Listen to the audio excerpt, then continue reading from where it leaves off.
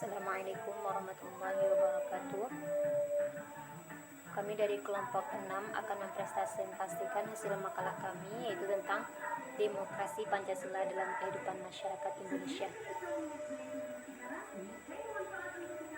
Baiklah, saya akan menjelaskan pengertian demokrasi. Hakikat demokrasi secara etimologi. Pengertian demokrasi dapat dilihat dari tujuan bahasa, etimologis, dan istilah terminologis.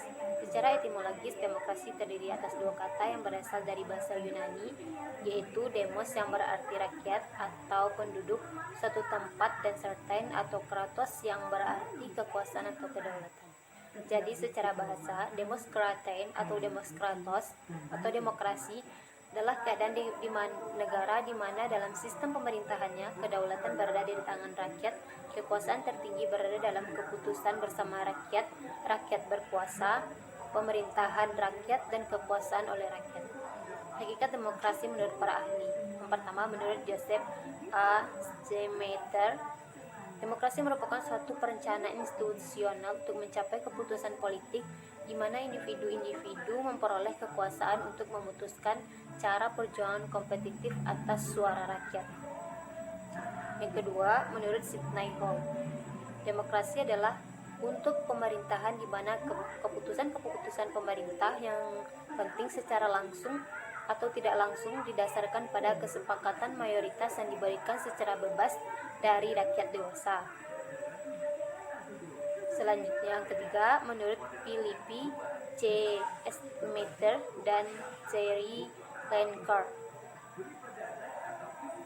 mengatakan demokrasi suatu sistem pemerintahan di mana pemerintah dimintai tanggung jawab atas tindakan-tindakan mereka di wilayah publik oleh warga negara yang bertindak secara tidak langsung melalui kompetisi dan kerjasama dengan para wakil yang telah dipilih.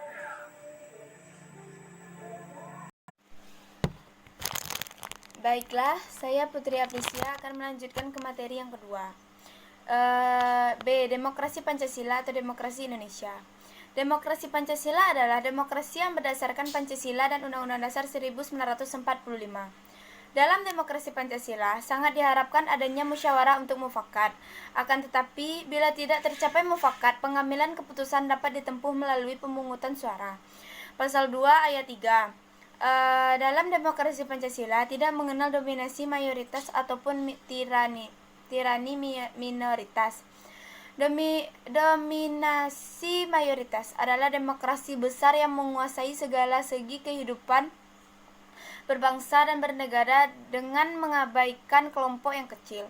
Tirani minoritas adalah kelompok kecil yang menguasai segala segi kehidupan berbangsa dan bernegara dengan mengabaikan kelompok besar.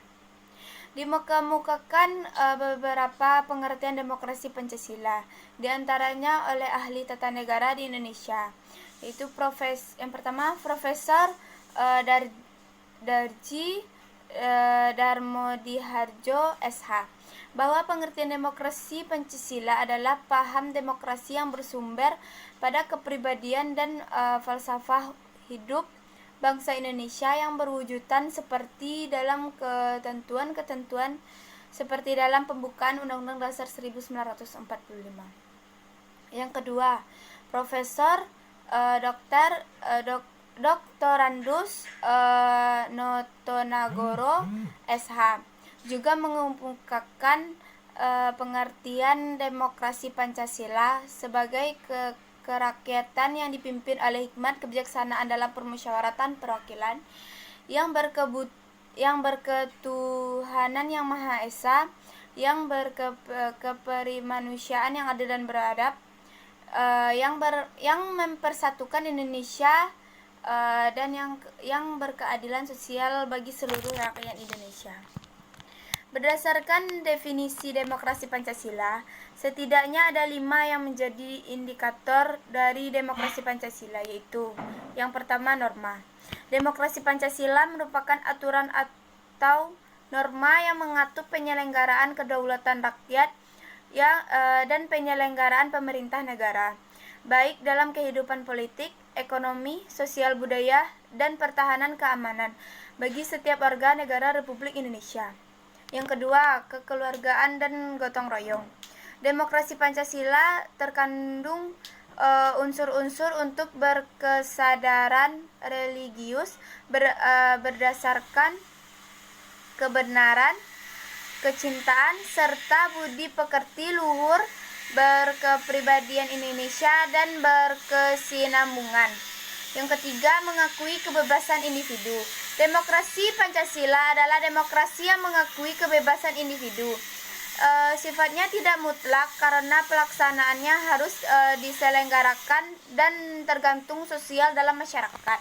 Yang keempat, sistem pengorganisasian negara.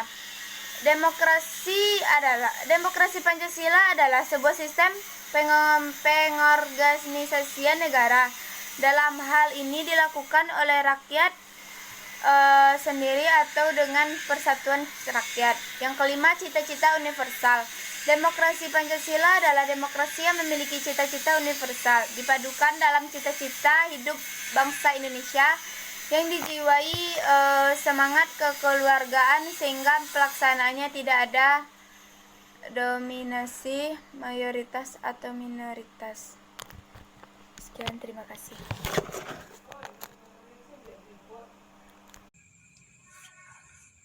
Yang selanjutnya adalah C, yaitu prinsip demokrasi Pancasila dan peneranya.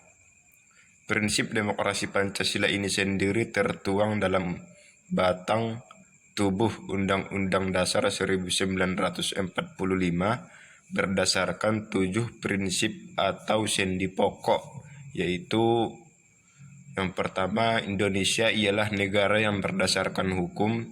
Yang kedua, Indonesia menganut sistem konstitusional. Yang ketiga, Majelis Permusyawaratan Rakyat atau MPR sebagai pemegang kekuasaan negara yang tertinggi. Dan yang keempat, yaitu Presiden adalah penyelenggaraan pemerintah yang tertinggi di bawah Majelis Permusyawaratan Rakyat atau MPR. Yang kelima, yaitu pengawasan Dewan Perwakilan Rakyat atau DPR. Jadi, data dilihat perbedaan model pemerintahan selama demokrasi Pancasila berlangsung di negara Indonesia. Jadi, dapat disimpulkan perbedaan sistem pemerintahan menurut Undang-Undang Dasar 45 sebelum diamandemen, yaitu DPR sebagai pembuat undang-undang, Presiden sebagai penyelenggara pemerintahan, DPA sebagai pemberi saran kepada pemerintahan, MA sebagai lembaga pengadilan dan penguji aturan, BPK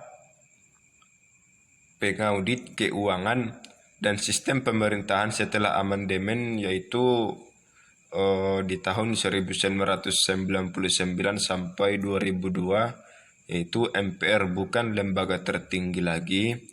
Komposisi MPR terdiri atas seluruh anggota DPR ditambah DPD yang dipilih oleh rakyat. Seterusnya, Presiden dan Wakil Presiden dipilih langsung oleh rakyat. Presiden tidak dapat membubarkan DPR. Kekuasaan legislatif lebih dominan. Yang selanjutnya yaitu bagian D, perumusan demokrasi Pancasila dan tantangannya. Bidang ekonomi, demokrasi ini sesuai dengan asas-asas yang menjiwai ketentuan-ketentuan mengenai ekonomi dalam Undang-Undang Dasar 1945 yang hakikatnya berarti kehidupan yang layak bagi semua warga negara, mencakup nomor 1, pengawasan oleh rakyat terhadap penggunaan kekayaan dan keuangan negara. Yang kedua yaitu kooperasi. Yang ketiga, pengakuan atas hak milik perorangan dan kepastian hukum dalam penggunaannya. Yang keempat yaitu peranan pemerintah yang bersifat pembina, petunjuk jalan serta pelindung. Seterusnya yaitu musyawarah nasional ketiga Persahi, yaitu Desember 1966. Pengakuan dan perlindungan hak asasi yang mengandung persamaan dalam bidang politik, hukum sosial, ekonomi, kultural, dan pendidikan. Jadi peradilan yang bebas dan tidak memihak, tidak terpengaruh oleh sesuatu kekuasaan atau kekuatan lain apapun itu.